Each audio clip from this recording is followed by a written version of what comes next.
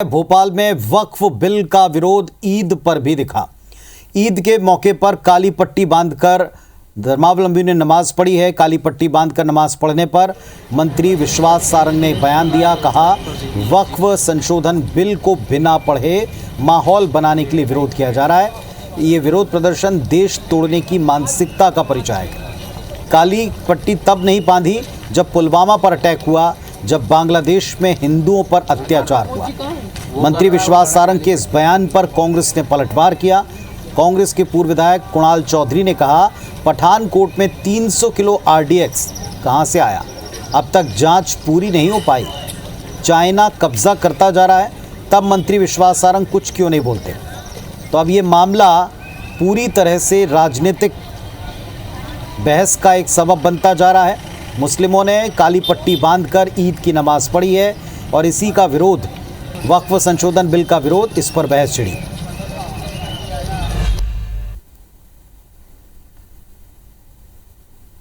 देखिए, वक्फ के कानून को बिना पढ़े हुए केवल जज्बाती माहौल बनाने के लिए इस तरह का विरोध प्रदर्शन इस देश को तोड़ने की मानसिकता का परिचायक है। आपने काली पट्टी जब नहीं बांधी जब पाकिस्तान ने पुलवामा में आतंकवादी अटैक किया था। आपने काली पट्टी जब नहीं बांधी जब बांग्लादेश में अल्पसंख्यकों के साथ, हिंदुओं के साथ अत्याचार हो रहा। पर यह सब उसी मानसिकता का परिचायक है जो कांग्रेस की है।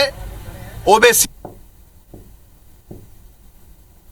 पठानकोट पे हमला होता है, 300 किलो है जो आरडीएक्स आता है, वो आज तक पता नहीं पड़ता। इस्तीफा इनकी सत्ता और सरकार को दे देना चाहिए। और जांच करने के लिए पठानकोट पे किसको बुलाया जाता है? इंटर सर्विलेंस इंटेलिजेंस के जनरल, मतलब आईएसआई उस पठानकोट की जांच करता और ये इधर उधर की बात करते। यहां पे उन लोगों ने अपने अधिकारों के साथ अपनी बात को रखने की कोशिश करी।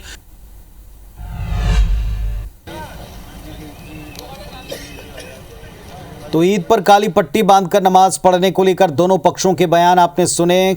कब नहीं बांधी काली पट्टी और कब बांधनी चाहिए, इसको लेकर बहस छिड़ गई है। डॉक्टर दुर्गेश केसवानी भारतीय जनता पार्टी से प्रवक्ता महोदय हमारे साथ जुड़ गए हैं और राम पांडे साहब हैं, कांग्रेस पार्टी का पक्ष रखने के लिए जुड़े हैं। दोनों फोन पर हैं। डॉक्टर दुर्गेश केसवानी जी, पहले अपनी बात रखिए। क्या इस तरह का बयान जो काली पट्टी वाले विरोध के ऊपर दिया गया बीजेपी के नेताओं के द्वारा, मंत्री जी के द्वारा, पूर्व मंत्री जी के द्वारा, उचित है? बीजेपी का आधिकारिक वर्जन है? देखिए, पूर्व नहीं, वो अभी भी कंटिन्यूस मंत्री हैं, पूर्व मंत्री नहीं है वो। नहीं, कुछ और प्रतिक्रियाएं इसमें जुड़ गई हैं, मैंने उनको भी जोड़ा। लेकिन फिलहाल आप इसी विश्वास सारंग जी के बयान पर अपनी बात रखिए। क्या ये आधिकारिक बयान है? जी हाँ, निश्चित रूप से वक्त को पहले समझना चाहिए, पढ़ना चाहिए। और जो कुछ लोग जो विरोध कर रहे हैं वो राजनीतिक उससे प्रेरित होकर उसको करने का काम कर रहे हैं। वक्फ की जो पूर्व में जमीन थी वो 1947 में 50,000 एकड़ हुआ करती थी, अब 10 लाख एकड़ कैसे हो गई, इसको भी एक समझने की बात है। और जो ये कानून है जो संशोधन हो रहा है वो जेपीसी के द्वारा, ज्वाइंट पार्लियामेंट्री कमेटी के द्वारा सबसे राय मांगी गई थी, तब राय आ गई, उस पर अमली जामा पहनाने का काम हो गया। और अब ये विरोध करना, मुझे लगता है कि जैसा माननीय विश्वास सारंग जी ने स्पष्ट रूप से कहा कि जब भारत पर पाकिस्तान ने आतंकवादी हमला किया तब क्यों नहीं काली पट्टी बांधी गई?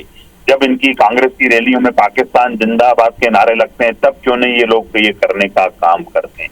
ये सिर्फ और सिर्फ कांग्रेस की उस मानसिकता को दर्शाता है जो उनके साथ जेएनयू में जाके खड़े हो जाते हैं, जो बोलते हैं कि भारत तेरे टुकड़े होंगे इंशाअल्लाह इंशाअल्लाह। ये उस तरफ इंगित करने का काम कर रहा है। और मुझे लगता है कि इन सब चीजों से, क्योंकि कांग्रेस एक विशेष वर्ग की राजनीति करती है, झूठ बोलना, छल करना, भ्रम फैलाना, ये कांग्रेस का मूल चरित्र है और उसी चरित्र के इर्द गिर्द कांग्रेस राजनीति कर रही है।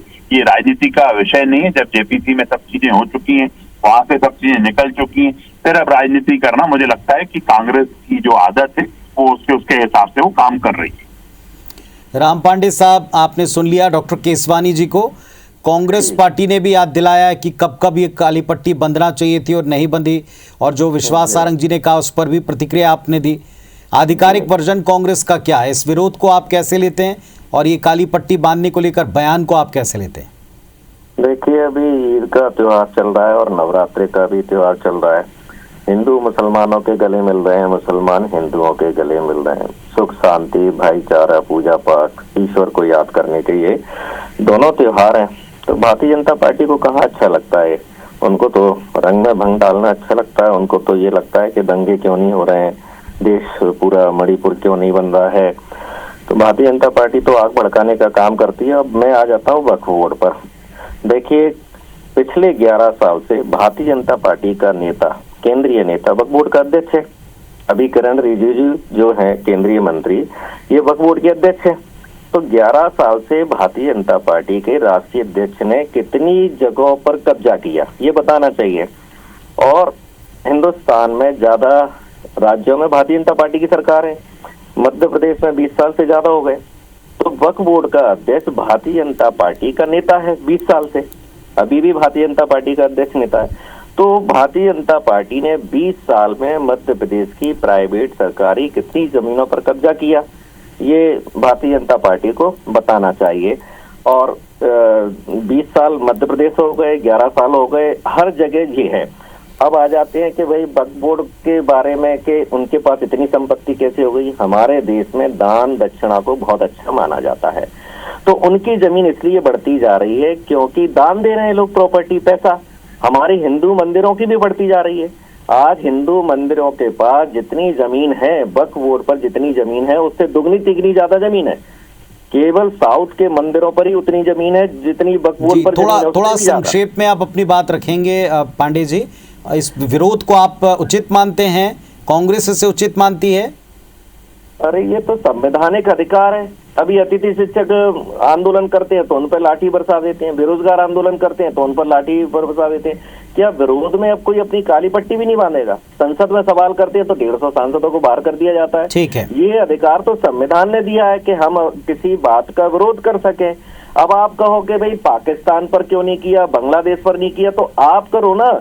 अमेरिका हथकड़ियां बेड़ियां डालकर हिंदुओं को वापस चलिए, कांग्रेस पार्टी कह रही है कि विरोध करना संवैधानिक हक है, अधिकार है। कम से कम शांतिपूर्वक ये विरोध झेलने की क्षमता सत्ता पक्ष में होना चाहिए। सत्ता पक्ष ने याद दिलाया कि कब कब क्यों क्यों विरोध नहीं किया।